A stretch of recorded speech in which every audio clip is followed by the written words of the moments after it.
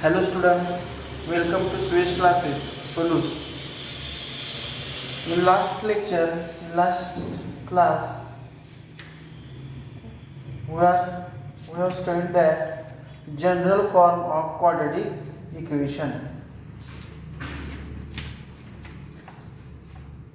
Now we start solving practice set 2.1.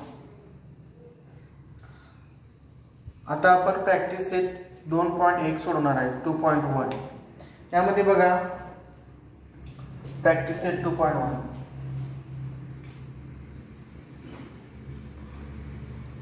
Practice set 2.1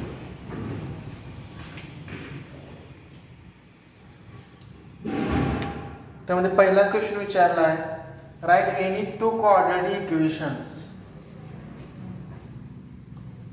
पहिला question विचारला आहे Write any two quadratic equations. कोणतीही दोन quadratic equation आपल्याला बनवून लिहायचे. मग कोणतीही दोन quadratic equation बनवून लिहिताना आपल्याला कोणतेही आपण व्हेरिएबल वापरू शकतो. सुरुवातीला जनरल फॉर्म काय आहे quadratic equationचा? General form of quadratic equation ax square plus bx plus c is equal to 0. या ठिकाणी व्हेरिएबल कोण वापरला आहे? आपल्याला कोणता वापरला आहे? व्हेरिएबल वापरला आहे x. आपण कोणताही व्हेरिएबल वापरू शकतो आणि आपल्याला प्रश्न जो विचारला आहे राईट एनी टू क्वाड्रेटिक कोणतेही आपण आपल्या स्वतःच्या मनाने बनवून लिहू शकतो क्वाड्रेटिक इक्वेशन्स कोणतेही. मी तर लिहायचं required quadratic equations are required quadratic equations are कोणती दोन लिहायला सांगितले तुम्ही किती लिहू शकता? कोणती दोन आपण लिहूया. पहिला कोणता व्हेरिएबल वापरूया? x वापरूया. तर x व्हेरिएबल वापरायचा असेल तर आपण कसं लिहू शकतो बघा 5x square plus 2x plus 3 is equal to काय लिहायचं 0. अशा 5x square plus 2x plus 3 is equal to 0 हे पहिलं झालं. दुसरं कोणते बनवू शकता तुम्ही? दुसरं इक्वेशन तर बघा x square minus 5 असं जर लिहिलं तर हे काय आहे? Quadratic equation. समजलं? किंवा तुम्हाला जनरल फॉर्म मध्येच पाहिजे असेल तर तुम्ही कसं लिहू शकता? किंवा व्हेरिएबल तुम्ही दुसरा वापरायचा असेल तुम्हाला तर समजा y व्हेरिएबल घेऊया 5y square minus 3y plus 2 is equal to 0. बरोबर आहे? हे दोन आपण आन्सर लिहिले. नंतर बघा दोन नंबरचा प्रश्न विचारला आहे आपल्याला. दोन नंबरचा प्रश्न काय विचारला आहे? Decide which of the following are quadratic equations. Decide which of the following are quadratic equations. आपल्याला काय इक्वेशन्स दिलेत पण ते क्वाड्रेटिक आहेत का नाही ते आपल्याला डिसाइड करायचं आहे, ठरवायचं आहे. असेल तर आहे म्हणायचं, नसेल तर नाही म्हणायचं. आलं लक्षात? तर पहिल्यांदा बघा त्यातला पहिला क्वेश्चन आपण घेऊया. क्वेश्चन नंबर 2 हा क्वेश्चन 1 होता. क्वेश्चन 1 आता क्वेश्चन नंबर 2 बघा. Question number 2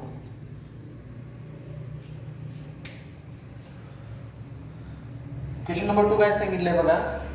decide which of the following are quadratic equations. Decide which of the following त्याला दिलेलं इक्वेशन आहे असं लिहायचं. त्यातला पहिला क्वेश्चन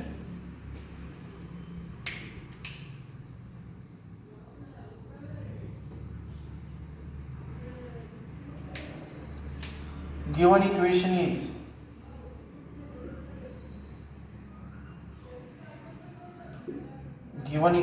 is दिलेलं इक्वेशन काय आहे बघा x square plus 5x minus 2 is equal to 0.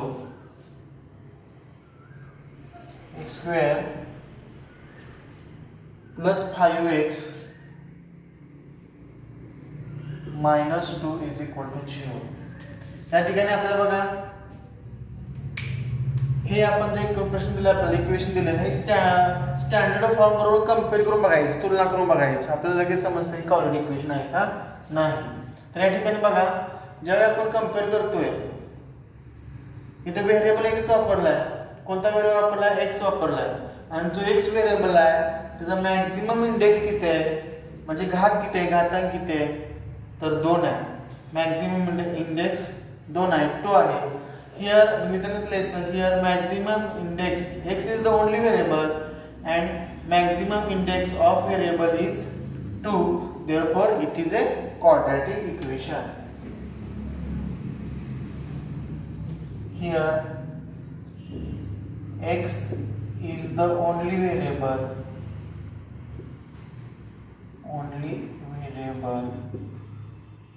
here x is the only variable and maximum index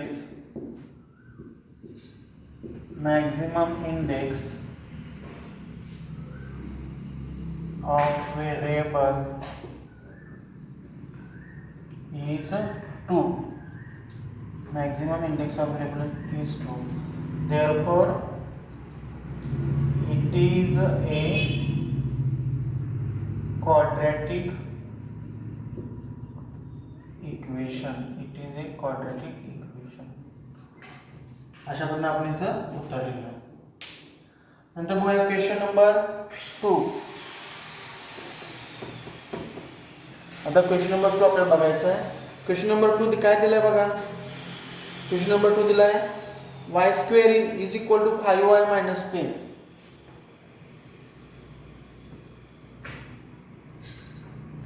इथं पण आपण सॉल्व्ह काय लिहिणार, given equation. Given quadratic equation म्हणायचं नाही तर given equation is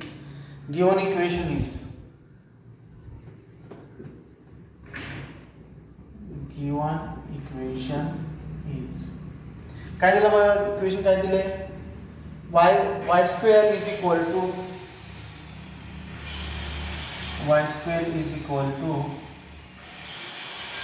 5y minus 10. आता जनरल फॉर्म मध्ये कंपेअर केलं तरी चालते किंवा डायरेक्टली आपल्याला समजते. त्या ठिकाणी जनरल फॉर्मच्या रूपात आणलंच पाहिजे काय ना. ते हे सगळं LHS ला आहे. तुम्ही ह्या साईडला आणलं तर चालेल किंवा नाही आणलं तरी चालेल, काय अडचण नाही. या ठिकाणी व्हेरिएबल कोणता वापरला आहे, मगाशी व्हेरिएबल कोणता होता, तर x होता आणि या ठिकाणी व्हेरिएबल वापरलाय y. मग y हा व्हेरिएबल आहे आणि y चा मॅक्सिमम इंडेक्स किती आहे, 2 आहे. मी तर पण असं लिहावं लागणार आहे. Here y is the only variable and maximum index of variable is 2, therefore it is a quadratic equation. Here y is the only variable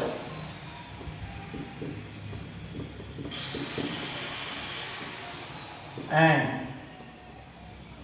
maximum index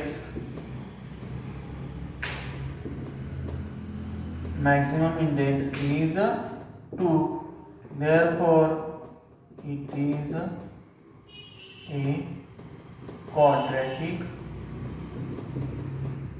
equation. हे quadratic equation आहे.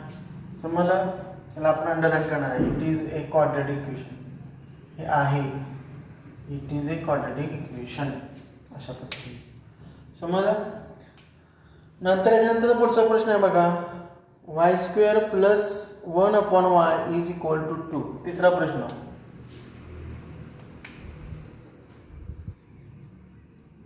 या ठिकाणी आपण एकच पेन वापरूया. क्वेश्चन नंबर 3 काय सांगितलं बघा. इथं पण आपण काय देणार आहे, given equation is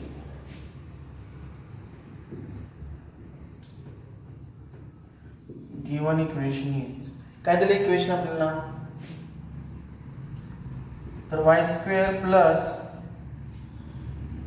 1/y is equal to 2. हे इक्वेशन दिलंय.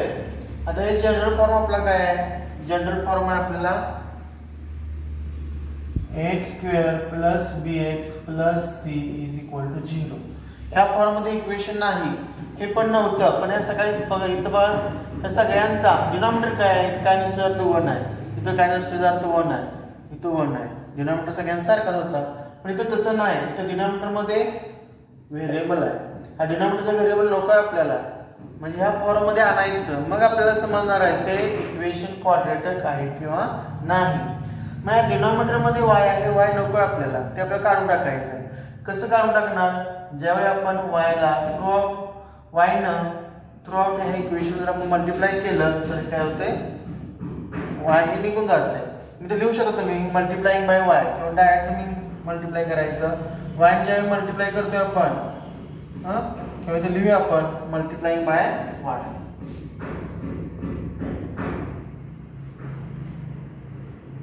मल्टिप्लाइंग बाय y ज्यावेळी मल्टिप्लाय केलं तर काय झालं या ठिकाणी y square into y cube plus y ने इथं मल्टिप्लाय केलं, y ला y कॅन्सल होणार, फक्त 1 शिल्लक राहणार is equal to 2y.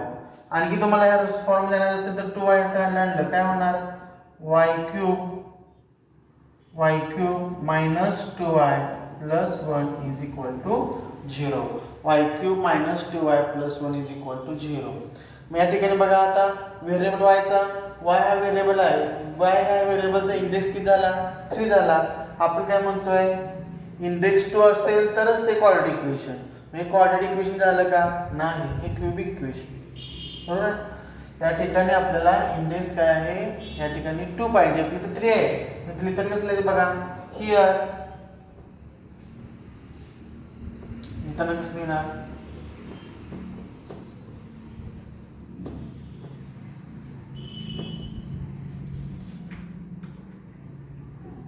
here y is the only variable. Here y is the only variable and maximum index of y, your maximum index is 3. Maximum index is not 2. Therefore it is not a quadratic equation. It is not a quadratic equation. हे आपलं answer आहे. नंतर पुढचा question बघा, question number 4. यातला सब question बघतोय आपण. Question number 4 काय सांगितले बघा. क्वेश्चन नंबर 4 मध्ये काय विचारलंय, इथं पण आपल्याला असंच इक्वेशन दिलंय. न्यूमरेटर डिनॉमिनेटर फॉर्म मध्ये एक टर्म आहे, त्यामध्ये न्यूमरेटर डिनॉमिनेटर फॉर्म मध्ये एक टर्म आहे x plus 1 upon x is equal to -2. मग लिहिताना कसं लिहिणार आपण, गिवन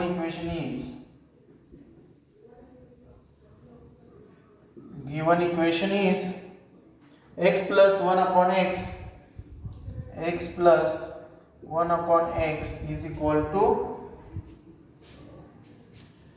-2. इथं पण आपण आता सुरुवातीला सॉल्व्ह केलं पाहिजे, सिंपल फॉर्म मध्ये आणलं पाहिजे इक्वेशन. सिंपल फॉर्म मध्ये कसं आणायचं बघा, काय केलं, मल्टिप्लाइंग बाय x ने मल्टिप्लाय करू, मल्टिप्लाइंग बाय x ने ज्यावेळी मल्टिप्लाय करतोय आपण काय म्हणतात बघा, इथं x इंटू x स्क्वेअर झालं, इथली टर्म इथं वरती x येणार, 1 into x upon x 1 plus 1 is equal to -2x अष्टम मिळाली. अजून आपण कन्वर्ट करू शकतो या फॉर्म मध्ये झालं, -2x ह्या साइडला आणलं, -2x RHS ला आहे, राईट हँड साइडला आहे, ते आपल्याला LHS ला लेफ्ट हँड साइडला आणायचं आहे. मग क्रमाने याचा इंडेक्स 1 असतोय, म्हणजे शेजारला असतं, प्लस 2x मायनस या साइडला साइन चेंज झालं, प्लस 2 झालं, प्लस 1 इज इक्वल टू 0. इथं बघा दिसतं नाही तर दिसत नाही, आपल्याला समजत नाही हे क्वाड्रॅटिक इक्वेशन आहे की नाही. पण ज्यावेळी आपण सिंपल फॉर्म मध्ये आणलं किंवा जनरल फॉर्म मध्ये आणण्याचा प्रयत्न केला त्यावेळी आपली डिग्री बदलली, इंडेक्स चेंज झाला. याचा इंडेक्स काय झाला, x 1 होता, इथं आपल्याला इथं काय झाला 2 झाला. याचा काय झालं, मॅक्सिमम इंडेक्स 2 आहे, therefore it is a quadratic equation. Next the प्रमाण here x is the only variable, x is the only variable and maximum index is 2, therefore it is a quadratic equation. Therefore it is a quadratic equation. अशा पद्धतीने हे video तुम्ही pause करू शकता, pause करून नंतर किंवा स्क्रीनशॉट काढू शकता आणि तुमच्या नोटबुक मध्ये हे तुम्ही लिहायचं आहे.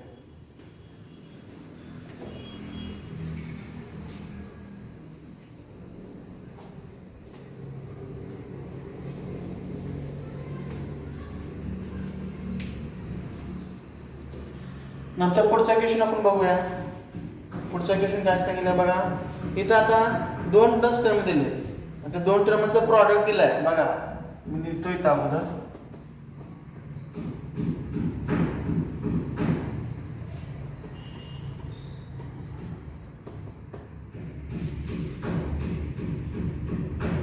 तर 2च टर्म दिले आपल्याला. आणि कुठले 2 टर्म दिले बघा. एक्झाम्पल नंबर 5, example number 5 इथे लिहिणार आहे given equation is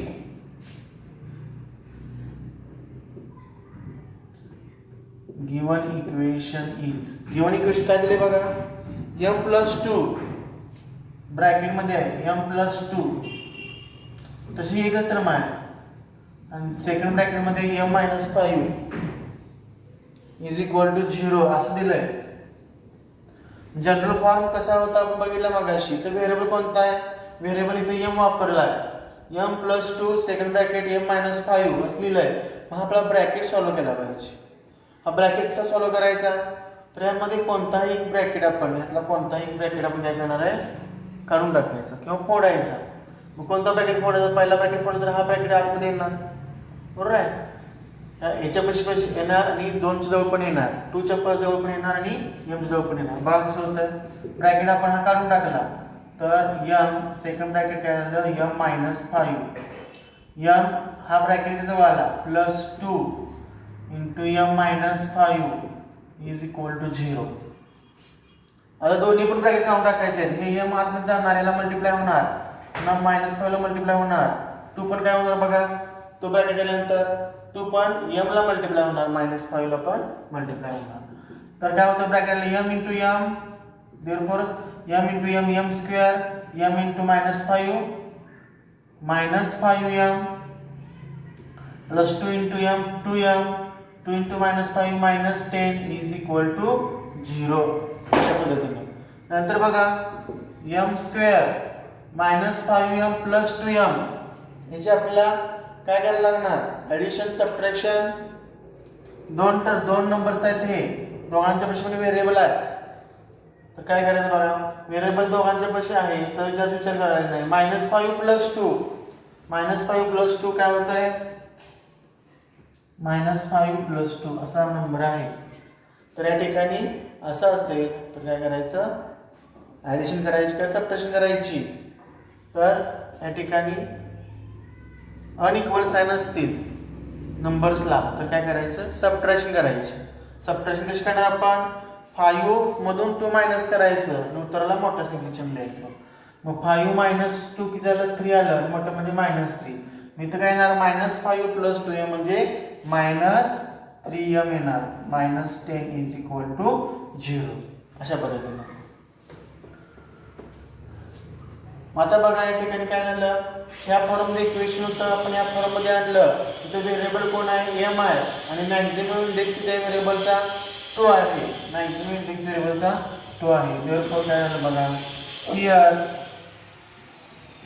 m is the only variable, m is the only variable and maximum index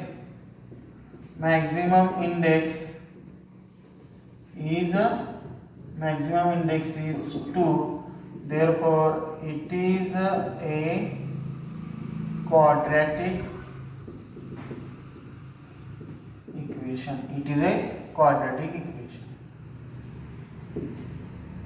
अशा पद्धतीने समजलं? एक्झाम्पल मध्ये फरक लक्षात आला तर जनरल फॉर्म मध्ये आणल्याशिवाय आपल्याला समजत नाही की ते क्वाड्रॅटिक इक्वेशन आहे किंवा नाही. म्हणजे जनरल फॉर्म मध्ये आणण्याचा प्रयत्न करायचा. नंतरच एक्झाम्पल आहे बघा, example number 6.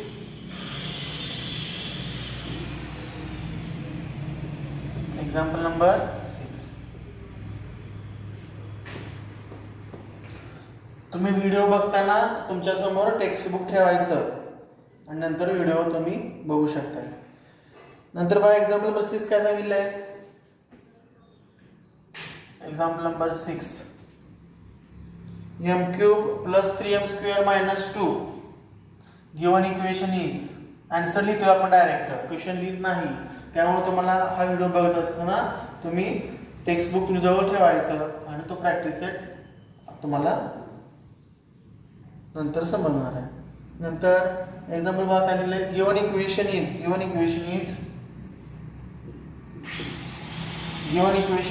m cube plus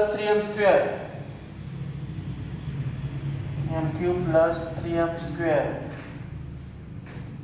minus 2 is equal to 3m cube. आता या ठिकाणी आपण बघूया काय होत आहे. तर इथं m हा एकच व्हेरिएबल आहे आणि m हा एकच मॅक्झिमम इंडेक्स 3 आहे. पण अजूनही सिंपल फॉर्म मध्ये आणायला पाहिजे आपल्याला. बस सिंपल फॉर्म मध्ये आणल्याशिवाय आपल्याला समजणार नाही. कारण m क्यूब ही टर्म जाण्याची पण शक्यता आहे. ॲडिशन सबट्रॅक्ट करून बघा जाते करा तशी करा. तर या ठिकाणी बघा m क्यूब या साईडला आहे असं दिलं आपण. पलीकडचं जे RHS ला 3m क्यूब आहे आपण या साईडला आणलं, LHS ला आणलं. बघा RHS ला 3m क्यूब आहे, आपण LHS ला आणलं काय होणार -3m क्यूब होणार. पहिलं प्लस 3m स्क्वेअर आहे असं लिहिलं, -2 लिहिलं. हे 3m क्यूब आपण इकडे आणल्यावर मायनस झालं, त्यामुळे इथं काय राहिलं काहीच नाही झालं तर 0 असतं. या ठिकाणी बघा plus m cube -3m cube plus m cube -3m cube काय केलं तर मग आपण इथं तर m cube -3m cube m cube दोघांजवळ आहे, इथं काय असतं +1 आणि इथं -3. m क्यूब दोघांच्या जवळ आहे पण त्याचा विचार करायचा नाही. इथं +1 असणार -3 आणि सिक्वल आहे अनइक्वल साइन आहे. काय करायचं सबट्रॅक्शन का ॲडिशन, सबट्रॅक्शन करावं लागणार. अनइक्वल साइन असतील तर, इक्वल साइन असतील तर ॲडिशन करायची असते. सबट्रॅक्शन 3 मधून 1 केलं राहिलं किती 2 राहिलं. 3 -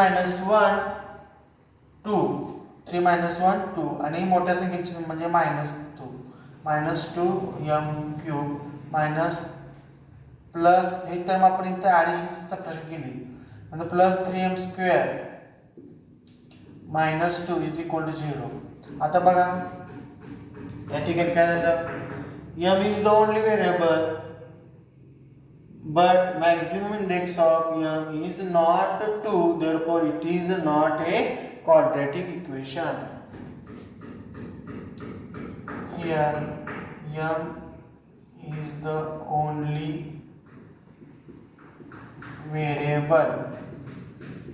Here m is the only variable and किंवा but म्हणलं चालतंय but maximum index of variable is not 2, therefore it is not a quadratic equation. Therefore it is not a quadratic equation. It is not a quadratic equation. समजलं या पद्धतीने. या ठिकाणी question number 1 practice set 2.1 मध्ये दिला. आपण question number 1 आणि question number 2 solve केले. क्वेश्चन नंबर 2 मध्ये 6 सब क्वेश्चन्स होते, हे पण आपण सॉल्व्ह केले. तर क्वेश्चन नंबर 3 आपण नेक्स्ट लेक्चरला बघणार आहे.